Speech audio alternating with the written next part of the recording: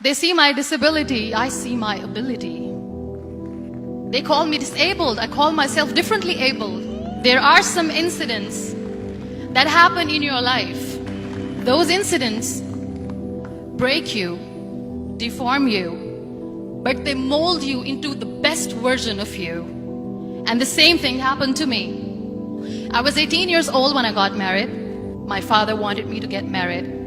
And all I said was, if that makes you happy, I'll say yes. And of course, it was never a happy marriage.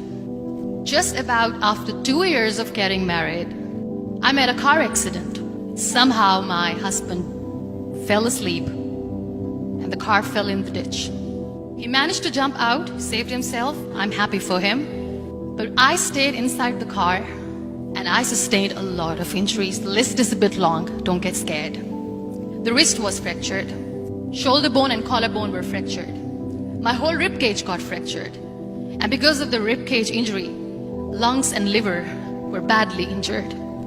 I couldn't breathe. I lost urine and bowel control. That's why I have to wear the bag wherever I go. 3 vertebrae of my backbone were completely crushed. And I got paralyzed for the rest of my life. I finally ended up in a hospital where I stayed for 2.5 months. I underwent multiple surgeries. One day, doctor came to me and he said, well, I heard that you wanted to be an artist, but you ended up being a housewife. I have a bad news for you. You won't be able to paint again because your wrist and your arm are so deformed, you won't be able to hold a pen again.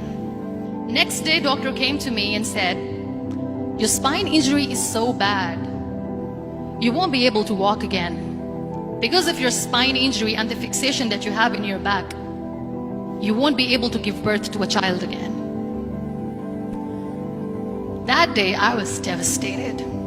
I asked my mother, why me?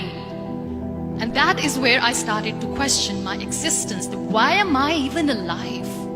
And that is where I realized that the words have the power to heal the soul. My mother said to me, this too shall pass. God has a greater plan for you. I don't know what it is, but He surely has. And in all that distress and grief, somehow or the other, those words were so magical that they kept me going.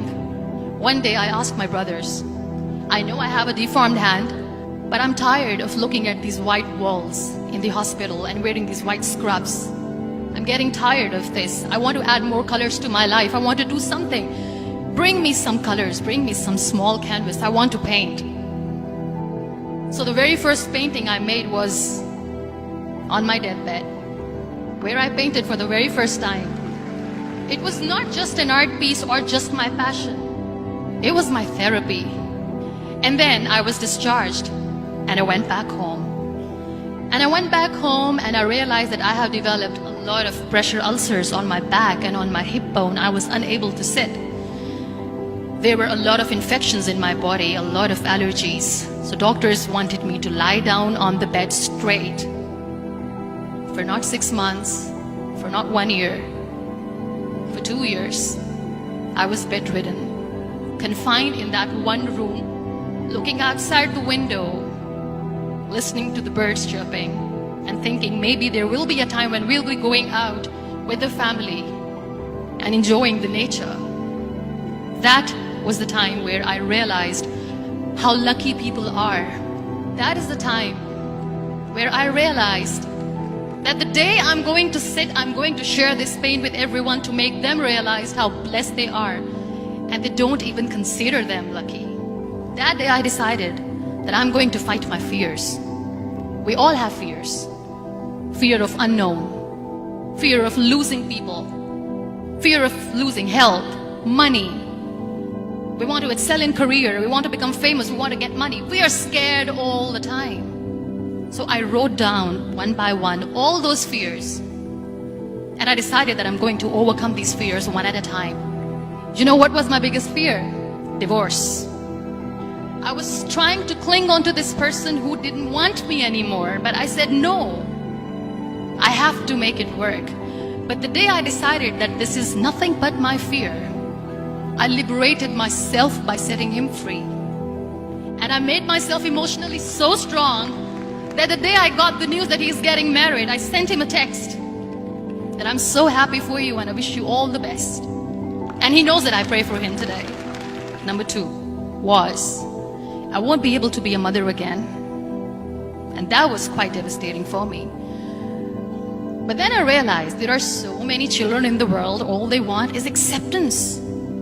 So there is no point of crying, just go and adopt one. And that's what I did.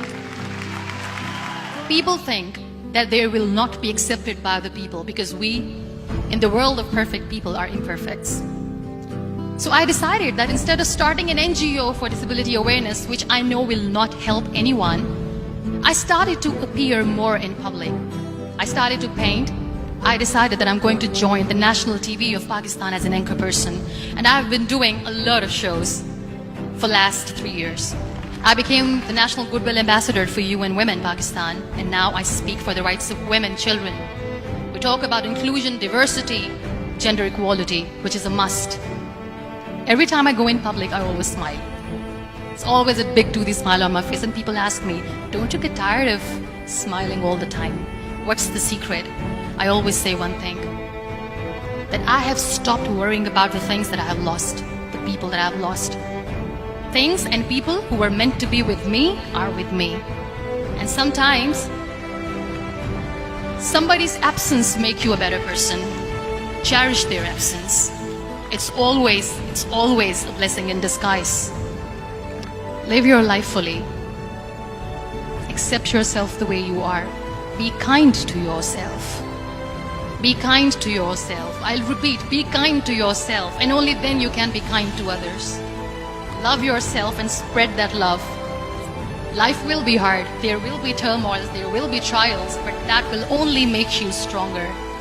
So when you accept yourself the way you are, the world recognizes you. It all starts from within.